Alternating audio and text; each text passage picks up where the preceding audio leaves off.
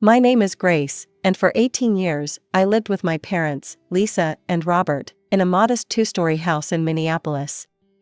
We weren't the kind of family that had movie nights or went on exciting vacations, but I figured that was just how my parents were: practical, reserved, focused on work and everyday routines.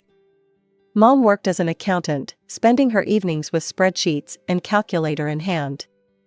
Dad was in sales, always on the phone closing deals or preparing presentations. They provided for me, kept me fed and clothed, helped with homework when I asked. But there was always this distance. No warm hugs, no I love yous thrown around casually like I saw in other families. I told myself it was just their way, that not every family had to be all touchy-feely to be good. "Grace, honey, we need to talk to you after dinner," Mom said on the morning of my 18th birthday. Her tone was unusually serious, but I didn't think much of it. Maybe they had planned something special, though they'd never really made a big deal out of birthdays before.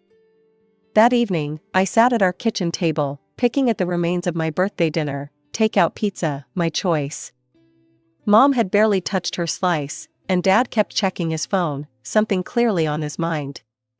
"So, Grace," Dad finally spoke, putting his phone down.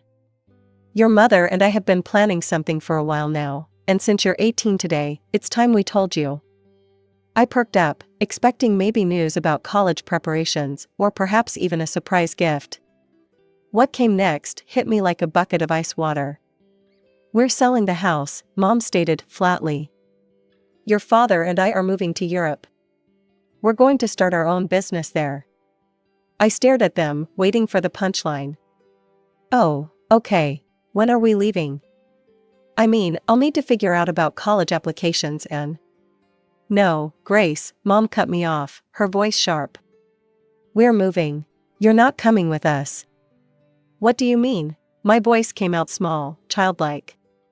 "I don't understand." "You're 18 now," Dad explained, as if discussing a business transaction. "An adult.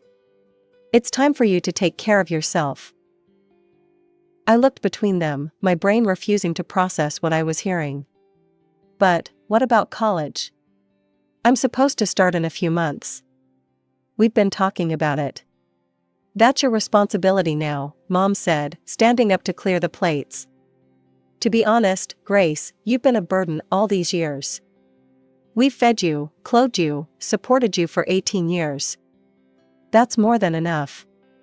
The words hit me like physical blows. A burden? All these years? I felt tears welling up in my eyes, but Mom just continued loading the dishwasher as if she hadn't just shattered my entire world. "You can stay here until we sell the house," Dad added, his tone suggesting this was some kind of generous offer. "But the sooner you figure out your own situation, the better it will be for everyone." I sat there, frozen, as my parents discussed property values and moving logistics over my head. 18 years of memories suddenly shifted, transformed. Every quiet dinner, every missed school play, every brief good job instead of a hug, they weren't signs of restraint or different parenting styles. They were signs that my parents had been counting down the days until they could get rid of me. The next morning, I woke up feeling like I'd been hit by a truck. My hands were trembling as I dialed Grandma Eleanor's number. She picked up on the second ring, her warm voice already making me feel a little less lost. "Gracie? Is everything okay, sweetheart? You never call this early." I could barely get the words out, but somehow I managed to tell her everything: the birthday dinner, their announcement, Mom calling me a burden. With each detail, I heard Grandma's breathing getting heavier on the other end of the line. "Those absolute," she muttered something under her breath I'd never heard her say before. Then, in a stronger voice, "Pack your bags, Gracie. You're coming to live with me. Right now." I didn't need to be told twice. I grabbed my largest suitcase from the attic and started throwing in everything I could think of: clothes, photos, my laptop, the few pieces of jewelry I owned. My hands were shaking so badly I could barely zip the suitcase closed. Downstairs, Mom and Dad were still talking about property values. They barely looked up when I dragged my suitcase past them and out the door. No goodbye, no questions about where I was going. Nothing. Grandma was waiting on her front porch when I pulled into her driveway. She wrapped me in one of her bear hugs, the kind of hug I'd always wished I'd get from Mom, and led me inside the cozy house I'd visited so many times before. Over cups of her famous hot chocolate, with extra marshmallows, just like when I was little, Grandma laid out her plan.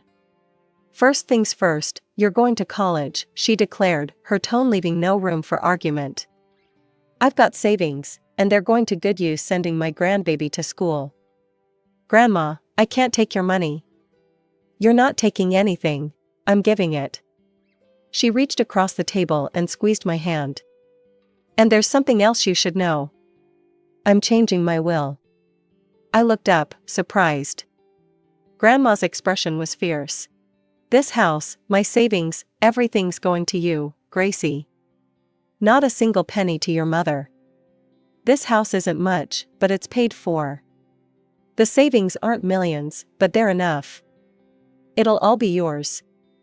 Later that evening, as we sat in her small but immaculate living room, Grandma brought up one more point. "We need to agree on something, Gracie," she said carefully. "I think it's best if we keep the details of all this between ourselves. No need to air dirty laundry to the rest of the family." I nodded, understanding immediately. "I don't want to talk about it anyway." "Good," Grandma said, patting my hand. "Let them think what they want. We know the truth, and that's what matters." College life fell into a comfortable routine. Each morning, I'd wake up to the smell of Grandma's coffee and the sound of her humming in the kitchen. We'd have breakfast together before I headed to my classes, and in the evenings, I'd tell her about my day while she worked on her crossword puzzles. Occasionally, relatives would drop by to visit Grandma. During one such visit, Aunt Sarah mentioned casually, "Oh, did you hear? Lisa and Robert finally made it to Europe. Opened some kind of business there, I hear." I just nodded and excused myself to study. I didn't want to know more. What was harder to handle were the comments about my independence. They came regularly, wrapped in admiration that made me want to scream. "You're such a strong young woman, Grace," Uncle Mike said during one visit. "Taking charge of your life, moving out on your own. Very mature of you." "It's admirable how you decided to make your own way," Cousin Rachel chimed in. "Not everyone your age would choose independence over living with their parents." Each time, I'd force a smile and change the subject. It didn't take long to figure out the story my parents had spun, their driven, independent daughter, so eager to strike out on her own that she'd moved out right after high school. It was easier to let everyone believe it. The truth hurt too much to share. Then came the worst day of my life. Grandma had been feeling tired for weeks, but we both brushed it off as just age catching up with her. By the time we realized it was more than that, it was too late. The doctor said words like aggressive and advanced stage, and before I knew it, I was holding her hand in a hospital room, watching her slip away. "You're the best thing that ever happened to me, Gracie," she whispered one night, her voice weak but her eyes clear. "Don't you ever forget that." She died 3 months later, a year before I was set to graduate. The funeral was small but well attended by family. Everyone came except my parents. Aunt Sarah told me they'd been informed but said they couldn't make it back from Europe on such short notice. I graduated with honors the following year, clutching my diploma and fighting back tears because the one person I wanted to see me walk across that stage wasn't there. But Grandma had prepared me for everything, even her absence. Thanks to her generosity, I had options. I used some of the inheritance to buy a lovely apartment closer to downtown, where I'd landed a job at Preston and Associates investment firm. I decided to keep her house and rent it out. I couldn't bear to sell it, but I also couldn't face living there without her. Life has a funny way of surprising you when you least expect it. That's how I met James. He walked into the wrong conference room at Preston and Associates, looking for a client meeting that had been moved. Instead, he found me preparing for a presentation, surrounded by scattered papers and empty coffee cups. "Either this isn't the Thompson meeting, or they've really changed their marketing strategy," he joked, gesturing at my chaos. I couldn't help but laugh. Next door. But hey, at least you found someone who appreciates a good coffee addiction. One coffee date led to another, and before I knew it, we were spending every free moment together. James was different from anyone I'd ever met, warm, genuine, and incredibly patient. When I finally told him about my parents one night, he just held me and listened, not trying to fix anything or offer empty platitudes. "You didn't deserve that," was all he said, wiping away my tears. Not any of it. A year and a half after that wrong turn into my conference room, James took me to dinner at the restaurant where we'd had our first date. He seemed nervous all evening, fidgeting with his napkin and checking his pocket every few minutes. When dessert arrived, I found a ring nestled next to my chocolate soufflé, a stunning diamond that caught the candlelight and scattered it across our table. "I want to build a family with you," he said, his voice shaking slightly. "A real one, filled with all the love you should have had all along." I said yes through happy tears, and for the first time in years, I felt truly, completely whole. The next day, I posted a photo on social media, my hand with the ring, James hugging me from behind. "Said yes to forever with my best friend," I wrote, my heart so full of joy I thought it might burst. 2 days later, the message appeared in my inbox. My mother's name popped up, and my stomach lurched. "Dearest Grace, your father and I just saw your wonderful news. We are so incredibly happy for you. We know we have no right to ask this, but we've spent years regretting how we treated you. Not a day goes by that we don't think about our terrible mistakes. We'd love to come to your engagement party, to try to make amends. We understand if you say no, but we miss you so much. Love, Mom and Dad." I stared at the message until the words blurred. When James came home, I showed it to him, my hands trembling. "What do you think?" I asked, hating how small my voice sounded. James read the message twice, his arm around my shoulders. "I think it's entirely your decision. But if they've genuinely changed, if they're truly sorry, maybe they deserve a chance to prove it." I thought about Grandma, about what she would say. She'd probably tell me to be careful, but follow my heart. "Okay," I whispered, more to myself than to James. "One chance." I wrote back a short message. "The party is next Saturday at 7. You can come at 6 to talk first." My hands wouldn't stop shaking as I got ready that Saturday evening. James squeezed my shoulder and kissed my cheek before heading out to pick up the catering, leaving me alone to face my parents. At exactly 6 p.m., the doorbell rang. I opened the door to find them standing there, Mom in an expensive-looking dress, Dad in a crisp suit. They looked exactly the same, yet somehow like strangers. "Grace, darling," Mom stepped forward for an awkward hug. I stood stiffly, letting her embrace me but not returning it. "You look wonderful. And what a lovely apartment." We moved to the living room, where they perched uncomfortably on the edge of my sofa. Dad commented on the decor, Mom asked about my job, both of them acting like we were distant acquaintances at a cocktail party rather than family. Then Dad cleared his throat, his pleasant expression dropping away like a mask. "Grace, let's cut to the chase. We know about your situation." "My situation?" I felt my stomach clench. "Yes," Mom leaned forward, her eyes sharp. "We know about Grandma's inheritance. The house, the savings, all of it. And we've done our research." "What research?"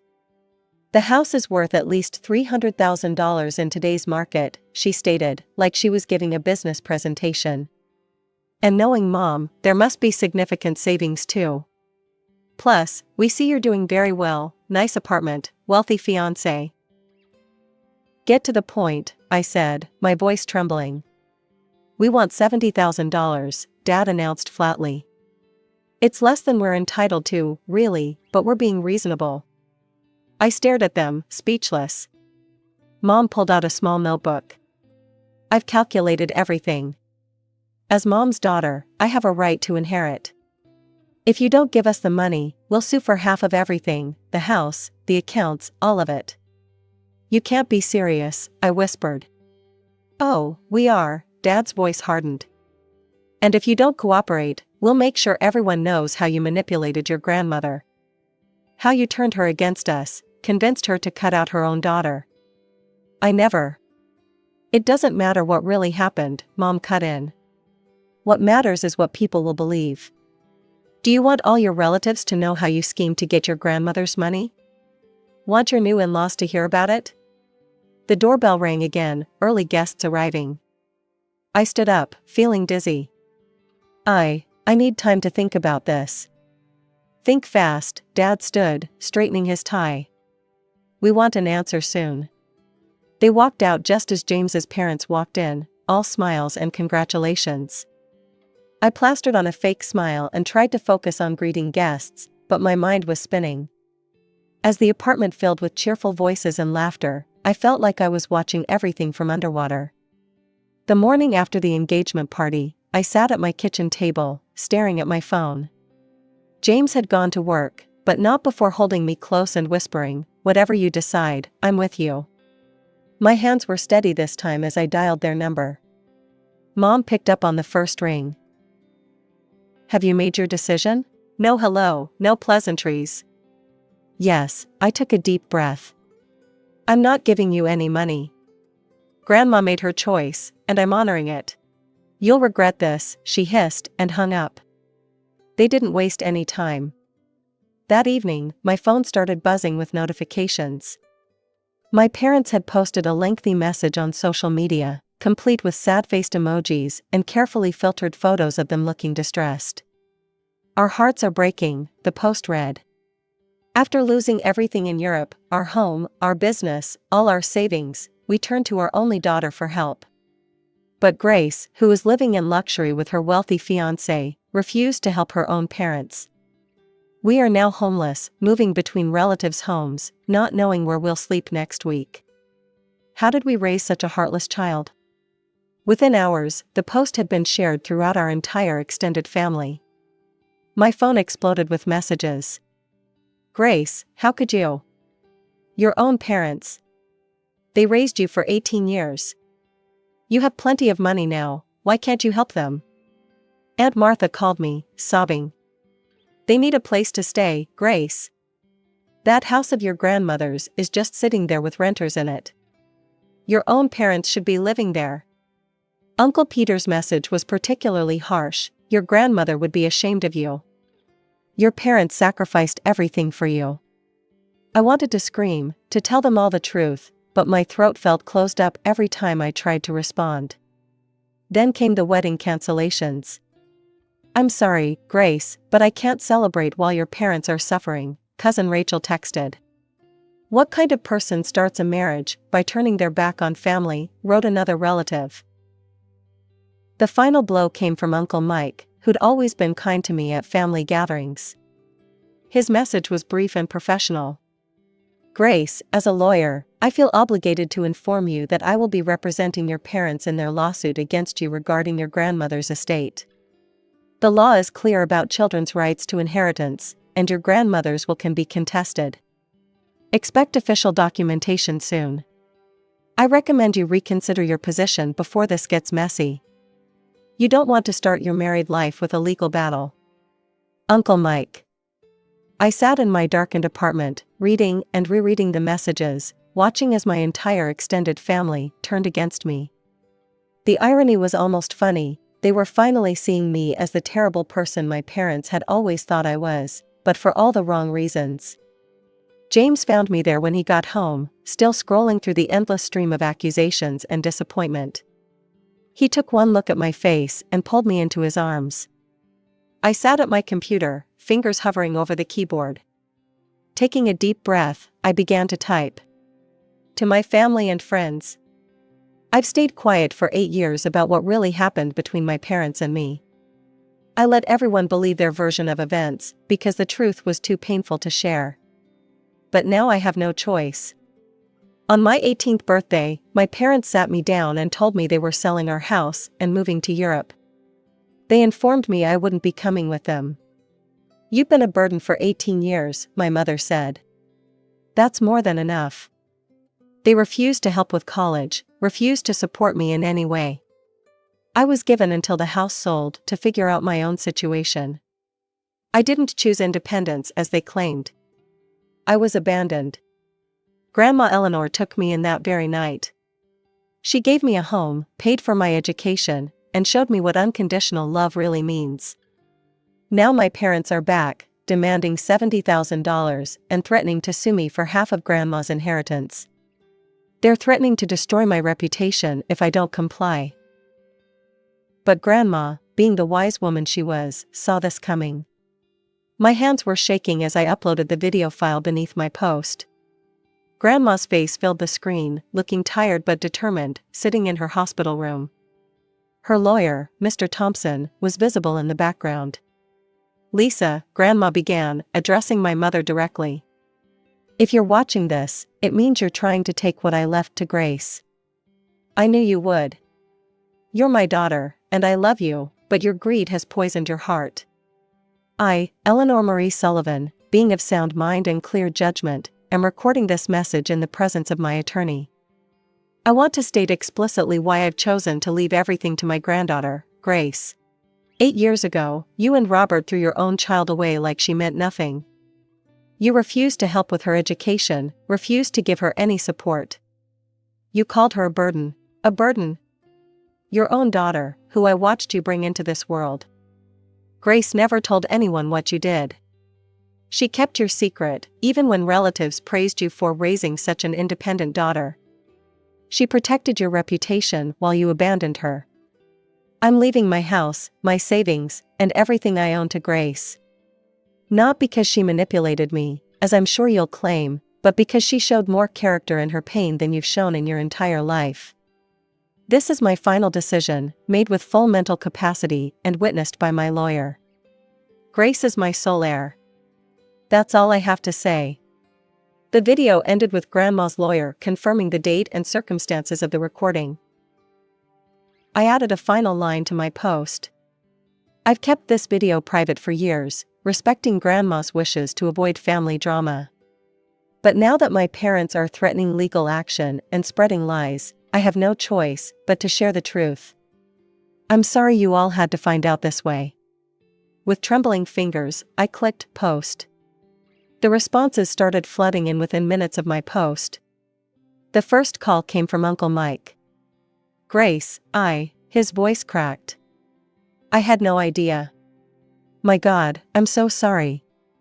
I'm withdrawing from the case immediately. What they did to you." Aunt Sarah called next, sobbing. "That birthday dinner. I remember bringing you a gift the next week, but your parents said you'd moved out. They seemed so proud of your independence. How could they?" The family group chat exploded with messages of shock, support, and apologies. Cousin Rachel, who'd cancelled her RSVP just days ago, wrote a long message. "I feel horrible about judging you without knowing the truth. Your parents painted such a different picture. Please tell me it's not too late to attend the wedding. I want to be there to support you." One by one, all the wedding cancellations were reversed. Relatives who'd condemned me just days before now reached out with heartfelt apologies and offers of support. Even distant family members I barely knew sent messages expressing their shock and sympathy. "Your place card will be waiting," I told each one. No hard feelings. Through the grapevine, I heard snippets about my parents. They'd moved in with some old friends from their college days, picking up temporary work here and there. Mom was doing bookkeeping for small businesses, Dad taking whatever sales jobs he could find. Their grand European dreams had apparently crumbled long ago. Part of me expected to feel guilty about exposing them, about sharing Grandma's video. But sitting in my apartment the night before my wedding, looking at the photo of Grandma on my mantle, I felt only peace. "You were right, Grandma," I whispered to her picture. The truth did set me free. James found me there, wrapped his arms around me from behind. "Any regrets?" he asked softly. I thought about the scared 18-year-old girl I'd been, packing her bags in silence. About the grandmother who'd saved me with her love and foresight. About the woman I'd become, stronger, wiser, but no longer carrying the weight of other people's lies. Not a single one, I replied, and I meant it. Tomorrow, I'll walk down the aisle surrounded by family who knows the real me, both the pain I've survived and the strength it gave me. My parents won't be there, but the empty seats won't matter. I have everything I need: love, truth, and finally, beautifully, peace. Some people might say I'm heartless for cutting my parents out of my life, for not helping them in their time of need. But I've learned that real family isn't about obligation or guilt, it's about love, support, and truth. And sometimes, the most loving thing you can do is simply let go.